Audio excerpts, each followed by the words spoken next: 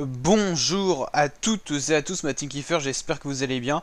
Aujourd'hui pour cette nouvelle vidéo, on se retrouve pour une nouvelle vidéo football. On va parler de la Ligue des Nations 2020 qu'on suit en intégralité sur ma chaîne YouTube. Donc c'est parti pour cette vidéo. En fait c'est un bilan après les 4 matchs joués par tous les groupes de la Ligue des Nations. On va commencer par la Liga, la ligue la plus relevée, et ensuite on continuera vers la Ligue B, C et D. Faut savoir que dans ces groupes, donc on a des groupes de 4 équipes, comme ça peut l'être dans les phases de poule de l'Euro, de la Coupe du Monde, et tout simplement, chaque équipe va jouer 6 matchs. Donc il reste encore 2 matchs à jouer, donc on a fait, on va dire, quasiment 3 quarts de la compétition. Alors dans la Liga, groupe 1, on a la Pologne en tête avec 7 points, avec une défaite, un nul et 2 matchs gagnés pour la Pologne. La Pologne qu'on n'attendait pas forcément retrouver en première position de ce groupe, devant quand même l'Italie et les Pays-Bas, qui sont quand même deux grosses nations du football européen, qui ont connu quand même des années plus compliquées ces dernières années, avec l'Italie notamment, qui n'a pas été qualifiée pour l'Euro 2016 ni la Coupe du Monde 2018. Les Pays-Bas, c'est le même schéma que l'Italie, pas d'Euro 2016, pas de Coupe du Monde 2018, et donc là, elles seront bien à l'Euro, ces deux équipes en 2021, mais elles sont quand même dominées par la Pologne dans cette Ligue A groupe 1. Et la Bosnie qui a du mal à s'exprimer dans ce groupe avec seulement 2 points de tirés pour eux sur 2 matchs nuls, donc aucune défaite pour la Bosnie-Herzégovine qui est quand même en difficulté dans ce groupe. Donc au niveau de ces résultats, ok, on peut pas avoir le score exact, mais en tout cas la Pologne en tête de ce groupe. Dans le groupe 2, on a donc Belgique, Danemark, Angleterre, Islande. On a la Belgique qui est en première position avec 9 points. Une défaite, c'était un 1-0 face à l'Angleterre.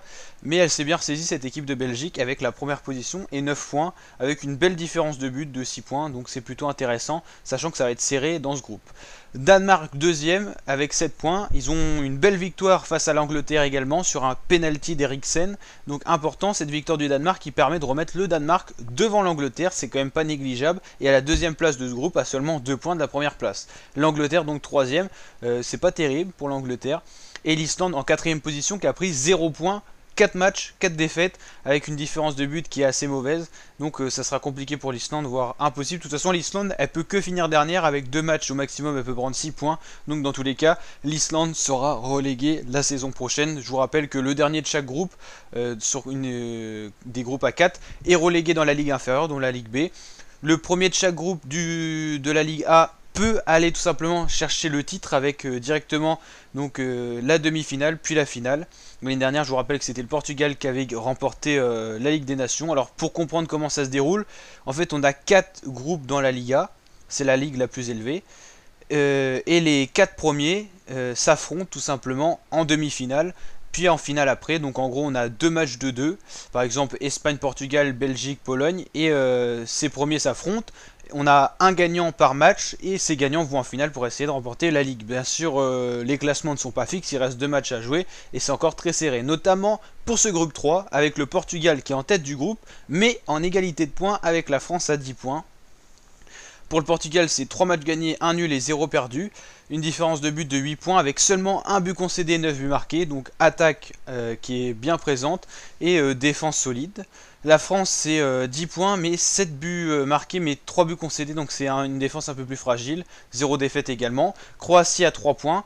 Donc là, on voit bien que la Croatie sera dans tous les cas soit 3ème, soit 4ème de cette ligue. Avec encore 6 points à prendre, ça ferait que 9 points. Donc dans tous les cas, Portugal, France se sont envolés à la première et deuxième position. Ces deux équipes n'ont plus donc de danger d'être reléguées. Et la Suède, 4ème avec 0 points, tout simplement.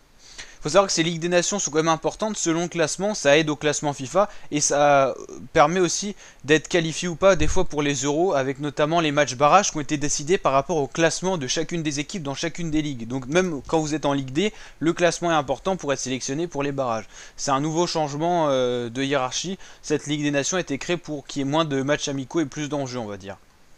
Après, d'autres diront que la Ligue des Nations, c'est pas non plus un grand enjeu et que certaines équipes sont pas très occupées par ça.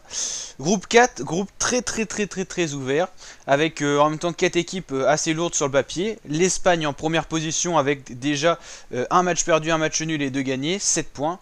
Allemagne deuxième avec 6 points, Ukraine troisième avec 6 points. L'Ukraine qui a gagné son match 1-0 face à l'Espagne, ça les a relancés dans le groupe et ça les remet à égalité de points avec le deuxième, l'Allemagne, et à seulement un seul point de l'Espagne, et la Suisse, quatrième avec 2 points. Tout est encore possible pour la Suisse. Ce groupe est tellement ouvert que la Suisse peut encore potentiellement finir première de ce groupe. Ça serait bien sûr une grosse surprise parce qu'il faudrait 2 victoires et des résultats favorables à côté. Donc ça reste aussi très incertain pour la Suisse, mais tout est possible dans ce groupe 4 de la Liga. Donc voilà à ce niveau-là. Alors la Ligue B, on a tout simplement dans le groupe 1 l'Autriche et la Norvège en égalité de points à 9 points. Roumanie, Irlande du Nord, c'est plus compliqué. Ensuite, au niveau de la Ligue B groupe 2, l'Écosse est bien en tête de ce groupe avec 0 défaite. Elle survole un petit peu ce groupe avec la République tchèque, l'Israël ou encore la Slovaquie. Le groupe 3 de la Ligue B, c'est la Russie en tête devant Hongrie, Turquie, Serbie. Groupe 4, Pays de Galles devant Finlande, Irlande et Bulgarie. Donc là, ça va jouer entre Pays de Galles et Finlande à 10 et 9 points. Groupe C, donc déjà de plus petites équipes. Luxembourg, Monténégro en égalité de points. Azerbaïdjan et Chypre en plus grosse difficulté. Macédoine, Géorgie, Arménie, Estonie. Donc là, c'est un groupe assez serré avec égalité de points entre Macédoine et Géorgie qui sont les 2 premiers. Il reste aussi 2 matchs à jouer. Ligue C, Slovénie, Grèce, Kosovo, Moldavie. Et groupe 4, Biélorussie, Lituanie, Albanie, Kazakhstan. Groupe beaucoup plus resserré, 7, 5, 5 et 4 pour les points respectifs. Et là, voilà la Ligue D qui est très petite avec 4 équipes pour le premier groupe et 3 équipes pour l'autre. Avec les îles Féroé qui dominent le groupe 1 et Gibraltar qui domine le groupe 2. Voilà. Donc n'hésitez pas à liker la vidéo si elle vous a plu, à vous abonner pour suivre la Ligue des Nations 2020 en intégralité sur ma chaîne YouTube. Ciao ma team et à très bientôt pour de nouvelles vidéos.